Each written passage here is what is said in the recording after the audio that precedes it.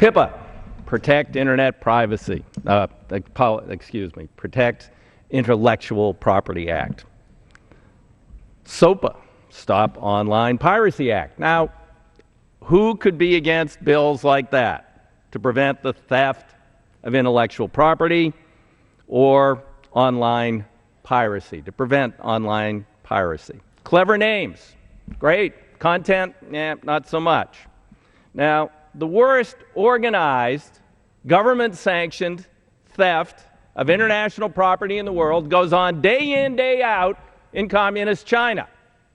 And this government has done precious little to rein that in. We run a huge trade deficit with China. We're buying their goods. They're dependent upon our purchasing of their goods, and yet we allow them to get away with that. This bill does nothing to deal with the organized theft in communist China, which is the greatest problem that confronts us in the theft of intellectual property. Now, concealed behind these really benign names and embedded in the text is something that's kind of like what we call malware. Now, we all know what malware can do to our computers. We've seen it, the black screen of death. Well, this is a little bigger than malware that gets on your computer, steals your data, or crashes your computer. It could crash the entire internet and the productivity in the internet.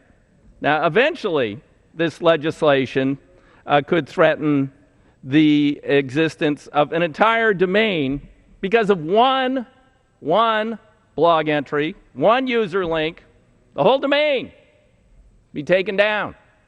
Wow, that's pretty incredible. Imagine how some of these user content sites are going to have to try and police things. Well, they can always err on the side of censorship because there's broad provisions in this bill to allow you, in good faith, to censor something because you thought maybe it was a problem. So they could start censoring rather dramatically.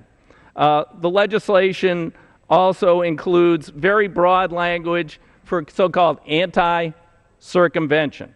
That is, any site that provides information that could, maybe, possibly, help users get around censorship would be a target. Well, that's kind of an interesting contradiction for the government of the United States, because actually we promote, through the State Department, software that helps democratic activists in communist China, which I already mentioned, in Iran and other vicious dictatorships around the world, to get around their government's online censorship. We're now going to enshrine principles that would allow this sort of censorship, sort of mimicking some of the actions of the Iranian and the communist Chinese, I guess, in regards to the internet here. Of course, we're going to allow private companies to impose this censorship instead of the government imposing this censorship, but they would have government enforcement behind their actions, the private right of actions that would be allowed in this bill. This is pretty extraordinary legislation, very poorly drafted. If you didn't care about the internet and it didn't exist, and you wanted to put in the toughest possible protections of theoretically for privacy, for piracy and intellectual property, maybe you'd write something like this.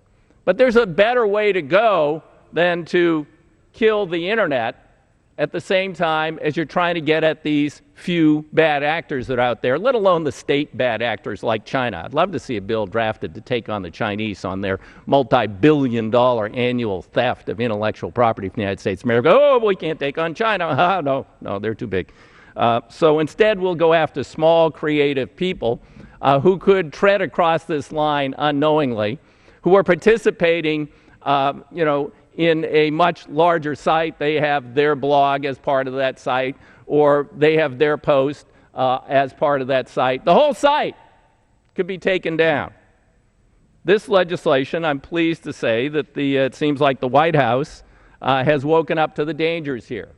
The fact that we are essentially creating the Patriot Act national security letter provisions for private companies to censor the Internet. We cannot let that happen.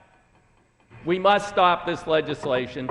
We also need to take on meaningfully piracy and the theft of intellectual property. Chair recognizes the gentleman from North Carolina, Mr.